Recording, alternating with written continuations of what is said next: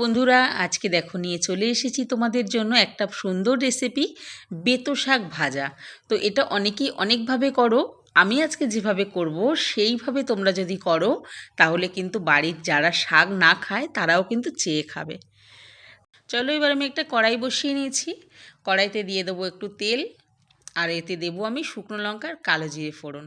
তো বন্ধুরা, আমার চ্যানেলে যারা প্রথম ভিডিও দেখছো অবশ্যই একটু আমার চ্যানেলটাকে সাবস্ক্রাইব করে রেখো, যাতে এর পরবর্তী সময় আমি যখন ভিডিও আপলোড করব তোমাদের কাছে আগে নোটিফিকেশান পৌঁছে যায়।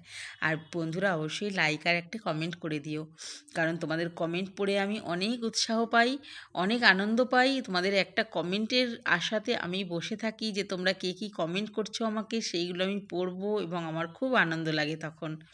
তো দেখো কালো জিরার লঙ্কাটা ভাজা হয়ে গেছে। এবার আমি 7 থেকে 8 কোয়া রসুন ভালো করে এরকম করে ছুরি দিয়ে কেটে রেখেছিলাম। তো এইটা আমি দিয়ে দিলাম। এখন আস্তে আস্তে এটা ভাজা হোক। গ্যাসটাকে আমি মিডিয়াম ফ্লেমে রাখবো, খুব বাড়াবো না। তো এইভাবে রসুনটা দেখো আমার পুরো লাল করে ভেজে নিলাম। এবার আমি এর মধ্যে কিন্তু শাকগুলো ভালো করে কেটে ধুয়ে রেখেছি পরিষ্কার করে, বালি থাকে একটু, খুব ভালো করে ধুয়ে নেবে। তো এবার শাকগুলো আমি এর মধ্যে দিয়ে দিলাম। শাকটাকে ভালো করে নাড়াচাড়া করে নেব। যখন শাকটা পুরো কমে আসবে তখন এর মধ্যে আমরা নুন, হলুদ আর কাঁচা লঙ্কা দিয়ে দেবো। তোমরা ঝাল যে যেমন পছন্দ করো সেই রকমই দেবে। যদি কেউ কম ঝাল খাও লঙ্কা কম দেবে, যদি একটু শাকে অনেকে ঝাল বেশি খাও তারা একটু বেশিই দেবে। আমি এখানে 2টো কাঁচা লঙ্কা দেবো আর নুন আর হলুদ দিয়ে দেবো। দেখো বন্ধুরা, এবার আমার শাকটা অনেকটাই কমে এসেছে। এবার আমি বুঝতে পারবো যে শাকে কতটা নুন পরিমাণ লাগবে। আর যখন অনেকটা বেশি ছিল তখন কিন্তু দিলে নুন বেশিও হয়ে যেতে পারতো। তো এখন আমি বুঝতে পারছি, আইডিয়া পাচ্ছি যে কতটা নুন আমার এর মধ্যে দেওয়া প্রয়োজন। তো আমি নুন আর হলুদ দিয়ে দিলাম 2টো কাঁচা লঙ্কা। এবার আমি ভালো করে শাকটাকে আস্তে আস্তে করে ভাজতে থাকবো। দেখতে পাচ্ছ পুরো জল ঝরিয়ে নিয়েছি, তাও কিন্তু শাকটা থেকে জল ছেড়ে দিয়েছে। এবার আমি এটাকে মিডিয়াম ফ্লেমে আস্তে আস্তে করে শাকটাকে ভেজে নেব। বন্ধুরা, ভালো লাগলে কিন্তু তোমাদের বন্ধুদেরকে ভিডিওটা শেয়ার করে দিও।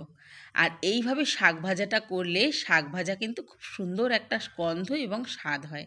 দেখো শাক ভাজাটা জল শুকিয়ে গেছে আমার। এর মধ্যে আমি কিন্তু আর কিছুই দেব না। এবার শাকটাকে ভালো করে বেশ শুকনো শুকনো করে সুন্দর একটা গন্ধ যখন ছাড়বে শাকটা থেকে, তখন শাকটা কিন্তু আমি নামিয়ে নেব। একটা সুন্দর গন্ধ ছাড়ে এই শাক ভাজাটা দিয়ে, আর রসুন দিলে তো খুবই সুন্দর গন্ধ ছাড়ে। যারা রসুন খাও না তারা রসুন না দিয়েও করতে পারো। তো বন্ধুরা, আজকের ভিডিও তোমাদের কেমন লাগলো অবশ্যই কিন্তু আমায় কমেন্ট করে প্লিজ জানিও। আর অবশ্যই ভিডিওটিকে কিন্তু লাইক করো। ভালো থেকো বন্ধুরা। আর আবার আসবো তোমাদের সামনে নতুন নতুন রেসিপি নিয়ে। তোমাদের যদি কোনো রেসিপি জানার থাকে অবশ্যই আমাকে কমেন্ট করবে, কমেন্ট করে জানাবে। আমি অবশ্যই সেই রেসিপিটা তোমাদের সঙ্গে শেয়ার করার চেষ্টা করব। তো ভালো থেকো সবাই। সবাই এরকম রান্না করে বাড়িতে খুব ভালোভাবে শীতটাকে উপভোগ করো। তো সবাই ভালো থেকো। টাটা।